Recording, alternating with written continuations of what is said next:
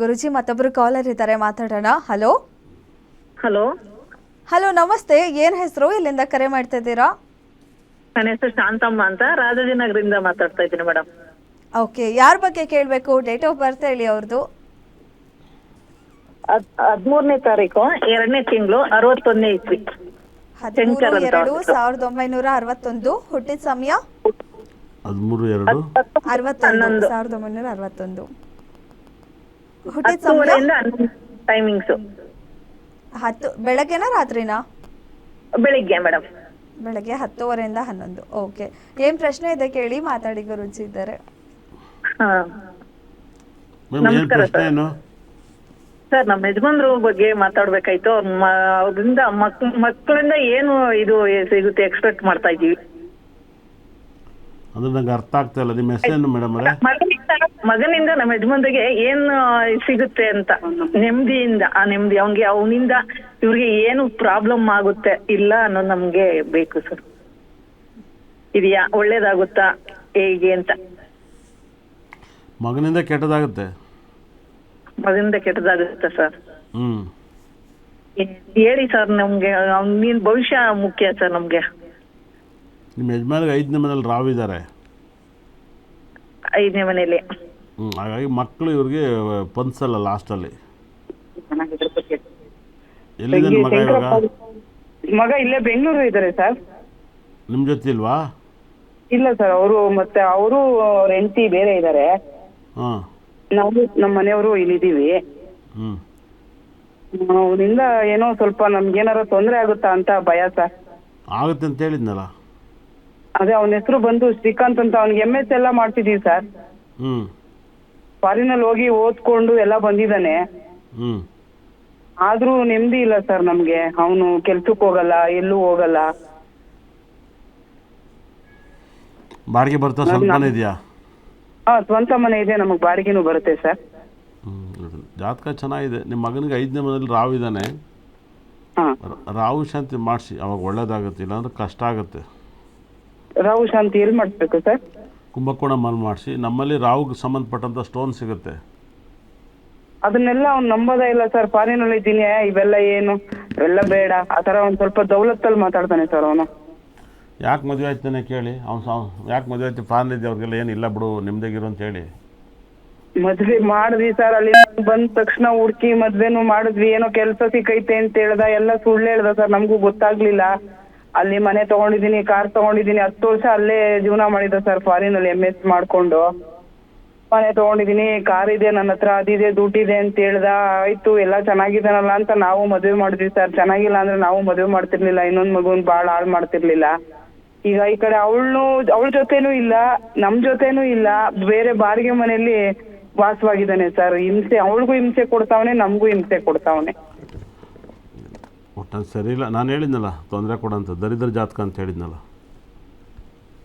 ಅದೇ ಸ್ಟೋನ್ ಏನಾರ ಒಂದು ಪರ್ಚೇಸ್ ಮಾಡ್ಬೇಕಾ ಸರ್? ಹೌದು, ದರಿದ್ರ ಜಾತಕ ಅಂತ ಹೇಳುತ್ತೆ. ಏನು ಹೇಳಿ? ದರಿದ್ರ ಜಾತಕ ಅಂತ ಹೇಳುತ್ತೆ. ಅದು ನಿಮ್ಮ ಯಜಮಾನ ಜಾತಕ ಹೇಳ್ತೈತೆ. ನಿಮ್ಮ ಯಜಮಾನ ಜಾತಕದಲ್ಲಿ ಮಗನ ಜಾತಕ ದರಿದ್ರ ಜಾತಕ ಅಂತ ಹೇಳ್ತೈತೆ. ಇನ್ನು ಅವನದೇ ಜಾತಕ ನೋಡ್ರೆ ಸರಿ ಇದೆಯಲ್ಲ, ಏನೂ ಗೊತ್ತಿಲ್ಲ. ಅವಂದು ಕೇಳಿದ್ವಿ ಸರ್ ನಿಮ್ಮ ಹತ್ರ ನಿನ್ನೆ. ಲೈವ್ ಅಲ್ಲ? ಲೈವ್ ಅಲ್ಲೇ ಕೇಳಿದ್ವಿ. ಚೆನ್ನಾಗಿರ್ತಾನೆ, ಕೆಲಸ ಸಿಗುತ್ತೆ ಅಂತ ಹೇಳಿದ್ರಿ ಸರ್. ಅವನು ಚೆನ್ನಾಗಿರ್ತಾನೆ, ನಿಮಗೆ ಚೆನ್ನಾಗಿದೆ ಅಂತ ಕೇಳಿದ್ರ ಅವತ್ತು? ಇಲ್ಲ ಸರ್, ನಮಗ್ ಚೆನ್ನಾಗಿರುತ್ತಾ ಅಂತ ಕೇಳಿಲ್ಲ ಸರ್. ಮತ್ತೆ ನಿಮ್ಮ ತಪ್ಪು ನನ್ನ ಮೇಲೆ ಯಾಕೆ ತಾಗ್ತಿದ್ರ? ಇಲ್ಲ ಸರ್, ನಿಮ್ಮ ಮೇಲೆ ಅವ್ನು ನಾನು ಚೆನ್ನಾಗಿದೆ, ನೀವೇ ಲೂಸ್ ಅಂತ ಹೇಳ್ತಾನೆ. ಬೇಕಾರೆ ಅವ್ನು ಕೇಳಿಬೇಕಾರೆ. ಹೌದು, ನಮ್ಮನೆ ಲೂಸು ಅಂತಾನೆ. ಅವನಂತ ನಾವು ಉಪೇಂದ್ರ ಪಿಕ್ಚರ್ಲಿ ಕಾಂತ ಏನು ಮಾಡ್ತಾ ಇದೆ ಅಷ್ಟು ನನಗೆ ಎಲ್ಲಿ ಮೂಡ್ ಬರ್ತದೆ ಅಂತ ಹೇಳ್ತಾರಲ್ಲ ಉಪೇಂದ್ರ. ಅಷ್ಟು ಹಾಕ್ಯಂದು ನೈಟ್ ಯಾಕೆ ಬತ್ತೀಯ, ಬೇರೆಯವ್ರಿಗೆಲ್ಲ ಚೆನ್ನಾಗಿ ಹೋಯ್ತಿ ಅಂತ ಬೈಯಲ್ವಾ? ಅದು ತೆಲುಗಲ್ಲಿ ಇನ್ನೂ ಚೆನ್ನಾಗಿರುತ್ತೆ, ತಮಿಳಲ್ಲಿ ಹಂಗೆ ಬೈತಾರೆ. ನೀವೆಲ್ಲ ಏನು ಮಾಡ್ತೀರಿ? ಯಾವಾಗ ನೋಡಿ ನಮ್ಮ ಕಂಪ್ಲೇಂಟ್ ಹೇಳ್ತಾ ಇದ್ದೀರಾ? ಏನು ಹೇಳ್ತಾ ಇದ್ದೀರಾ? ನಾನು ಹ್ಯಾಪಿಯಾಗಿದ್ದೀನಿ, ನಾನು ಬಿಟ್ಬಿಡಿ ಅಂತಾನೆ. ಏನು ಹೇಳಿ, ಯಾರಿಗೆ ದುಡ್ಡು ಇಡ್ತಾ ಇದ್ರಿ? ಯಾರು ಹೊಡ್ಬೇಡ್ರಿ, ಎಲ್ಲ ನಾನು ಕೊಟ್ಬಿಡಿ, ನಾನು ಖರ್ಚು ಮಾಡ್ಕೊತೀನಿ, ಹ್ಯಾಪಿಯಾಗಿ ಇರ್ತೀನಿ, ಇದ್ದಾಗ ಅನುಭವಿಸ್ತೀನಿ, ನಾನು ಯಾರಿಗೆ ಕೂಡಿಡ್ಲಿ ಅಂತ ನಾವು. ಏನು ಹೇಳಿ, ಈಗ ನೀವ್ ಹೆಂಗ್ ಹೇಳಿದ್ರು ಹಂಗೆ ಹೇಳ್ತಾನೆ ಸರ್. ನಂಗೆ ಏನಾಗಿದೆ, ನಾನು ಹ್ಯಾಪಿಯಾಗಿದ್ದೀನಿ, ನಾನು ಚೆನ್ನಾಗಿದ್ದೀನಿ, ನೀವು ಯಾವ್ದು ಹೇಳಿದ್ರು ಸೇಮ್ ಹಂಗೆ ಹೇಳ್ತಾನೆ ಸರ್. ಫಾರಿನ್ಗಿನ್ನ ತಲೆ ಮೇಲೆ ಹೊಡೆದಂಗ್ ನೀಟಾಗಿ ಮಾತಾಡ್ತಾನೆ ಸರ್. ಅವ್ನು ನೋಡಿದ್ರೆ ಈ ತರ ಹುಡುಗ ಅನ್ಸೋದೇ ಇಲ್ಲ. ಕೂದ್ಲು ಇದು ತೆಗ್ದಂಗ್ ತೆಗಿತಾನೆ ಸರ್. ಯಾರಿಗೆ ಕೂಡಿಡ್ತಿದ್ದೀರಾ? ಎಲ್ಲ ದೇವರೇ ಸೇರ್ಬಿಟ್ಟು ಏನೇನೋ ಎತ್ತಿಡ್ತಾ ಇದ್ದೀರಾ? ದೇವ್ರಿಗೆ ಅಂತ ಇಡ್ತೀರಾ, ದೇವ್ರನ್ನ ತಿನ್ನುತ್ತಾ ಎಲ್ಲ. ನಾವು ನಮಗೆ ತಿನ್ನಕ್ಕೆ ನೆಟ್ಟು ಕೊಡಿಯಾ? ದೇವ್ರಿಗೆ ಇಟ್ಬಿಟ್ಟು ಆರಿದ್ಮೇಲೆ ಯಾಕೆ ಕೊಡ್ತೀರಾ? ಸತ್ ಮೇಲೆ ಯಾರು ಒದ್ಕೋತೀರಿ? ಇದ್ದಾಗ ಕೊಡಿ, ಅನುಭವಿಸ್ಬೇಕು. ಯಾರಿಗೆ ದುಡಿತೀರಾ? ಹಿಂಗೆ ಹೇಳ್ಬಿಟ್ಟು ಅವ್ನು ಮೆಂಟ್ಲಾಯ್ತವನೆ. ನೀವು ಲವ್ ಎಲ್ಲ ಮುಂದಕ್ಕೆ ಬೇಕಾಗುತ್ತೆ ಎತ್ತಿಡುವಂತಿದ್ರೆ ನಿಮಗೂ ಅವನಿಗೂ ಅಜಗಜ ಅಂತ ಆಗ್ತೈತೆ ನಡೆ. ಹೌದೌದು, ನಮಗೂ ಅವ್ರಿಗೂ ಅಜಗಜಾಂತರ ವ್ಯತ್ಯಾಸ ಇದೆ ಆಗ್ತಿದೆ ಸರ್, ದುಡ್ಡಿನ ಕಡೆನೆ ವ್ಯತ್ಯಾಸ ಆಗುತ್ತೆ. ನಿಮಗೆ ಯಾವಾಗ ಲೂಸ್ ಆಗಿರೋದು ಗೊತ್ತಾ ನಿಮ್ಮ ತಲೆ, ಇವ್ನು ಯಾಕೆ ಫಾರಿನ್ ಕಳಿಸ್ಬಿಟ್ಟೆ ಮೆಂಟ್ಲಾಗ್ಬಿಟ್ಟ ನೀವು ಅಂತ ನೀವು ತಿಳ್ಕೊಂತೀರಾ. ಸತ್ಯ ಸತ್ಯ ಸರ್, ಸತ್ಯ ಸತ್ಯ. ನಾವು ಚಪ್ಪಲಿ ತಗ ಹೊಡ್ಕೋಬೇಕು, ಫಾರಿನ್ ಕಳ್ಸಿದ್ದು ನನ್ನ ತಪ್ಪು, ಅಲ್ಲಿ ಅವ್ರಿಗೂ ಅಡ್ಜಸ್ಟ್ ಅಲ್ಲ ನಮಗೂ ಅಡ್ಜಸ್ಟ್ ಆಗಲ್ಲ, ಮೆಂಟ್ಲು ನನ್ನ ಮಗ ಅನ್ಕೊಂಡ್ಬಿಟ್ಟಿದ್ರ ನೀವು. ಹೌದೌದು ಸತ್ಯ ಸರ್, ಸತ್ಯ, ಈ ಮಾತು ಸತ್ಯ ಸರ್, ನಮ್ಗಂಗೆ ಆಗಿದೆ. ಹಾಗಾಗಿ ನಿಮ್ಮ ಮಗನಿಗೆ ಮತ್ತೆ ಫ್ಲೈಟ್ ಟಿಕೆಟ್ ಹಾಕ್ಸ್ಬಿಟ್ಟು ಕಳಿಸ್ಬಿಟ್ಟು ಮಗ ಅಲ್ಲೇ ಏನಾದ್ರು ಇರೋದ್ಬಿಟ್ಟು ಅಲ್ಲಿಂದ ₹1 ದುಡ್ಡು ಹಾಕ್ಬಿಡಿ, ಇಲ್ಲ ತಿಂದೆ ಎಲ್ಲ ಅಲ್ಲೇ ಸತ್ತೋಗ್ಲತ್ತಾಗಿ. ನಾವು ಹಂಗೆ ಅನ್ಕೊಂಡಿದೀವಿ ಸರ್, ಸುಳ್ಳ್ಯಾಕೆ ಕೇಳ್ಬೇಕು, ಅಯ್ಯೋ ಇಂಥವ್ರು ಯಾಕಿದ್ದಾರೆ ಭೂಮಿ ಮೇಲೆ, ಹೋಗ್ಬಿಡ್ಲಿ ಇನ್ನಷ್ಟು ನೋವು ಕೊಟ್ಟಿದ್ದಾನೆ ಅಂದ್ರೆ ಅರ್ಥ ಮಾಡ್ಕೊಳ್ಳಿ, ತಾಯಿ ಮನಸ್ಸು ಎಷ್ಟು ನೊಂದಿದೆ ಅಂತ. ನಾನು ಹೇಳೋದು ಕೇಳ್ರಿ, ಮೆತ್ತ ಫಾರಿನ್ ಕಳಿಸ್ರಿ, ಬರೋಕ್ಕೆ ಫ್ಲೈಟ್ ದುಡ್ಡು ಕೊಡಬೇಡ್ರಿ ನನಗೆ.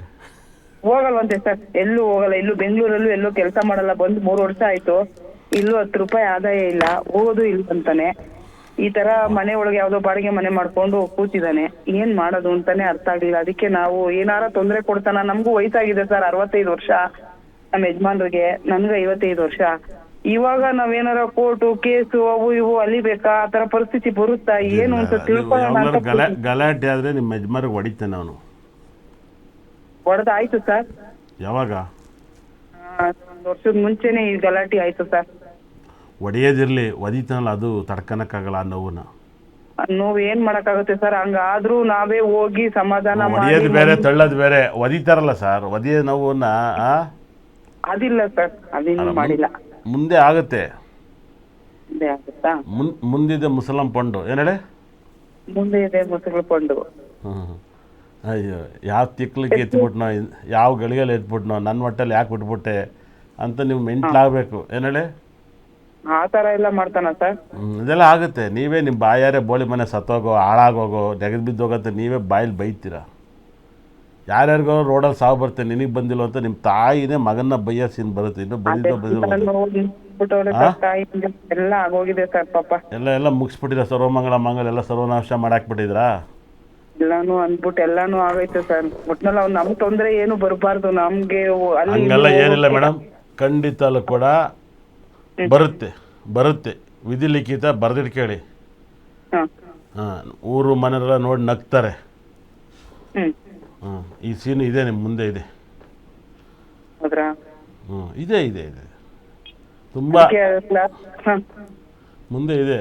ಈ ಅದ್ರಲ್ಲಿ ಏನಾದ್ರು ಒಬ್ರು ಸತ್ತು ಒಬ್ರು ಉಳ್ಕೊಬಿಟ್ರೆ ಯಾಕೆ ಸತ್ತಿದ್ವಿ ಯಾಕೆ ಉಳ್ಕೊಂಡಿದ್ವಿ ಅನ್ಬೇಕು, ಹಂಗಾಗುತ್ತೆ ನಿಮ್ಮಿಬ್ಬರಲ್ಲಿ.